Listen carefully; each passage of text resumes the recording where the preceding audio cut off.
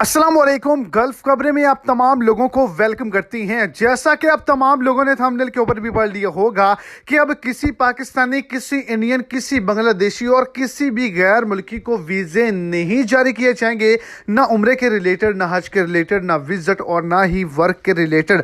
उम्र की हद के बारे में आगाह किया गया है कि इस उम्र के लोग जो हैं वो सऊदी अरब नहीं जा सकते। इस पर सऊदी हुकूमत की जानिब से एक बहुत ही बड़ी नोटिफिकेशन को जारी किया गया है। तो वीडियो की तफसीलात को जानने के लिए वीडियो को एंड तक देखें और अगर इस चैनल पर आप फर्स्ट टाइम हैं तो लाजमी से चैनल को सब्सक्राइब करें, वीडियो को लाइक करें और अपने दोस्तों तक इसको ज्यादा से ज्यादा शेयर करें। तो आपको बताता चलूं कि वो तमाम लोग जो कि सऊदी अरेबिया का सफर करना चाहते हैं उनको ये कहा गया है कि 50 साल या 60 साल के लोग जो हैं वो नहीं वीजा हासिल कर सकते, किसी भी किस्म का वीजा हासिल नहीं कर सकते। और इस पर एक बड़ी नोटिफिकेशन को जारी किया गया है कि कोई भी शख्स अपना इकामा जारी करवा सकता है, वर्क वीजे को हासिल कर सकता है, चाहे उसकी उम्र 40 साल हो, 50 साल हो या फिर 60 साल हो।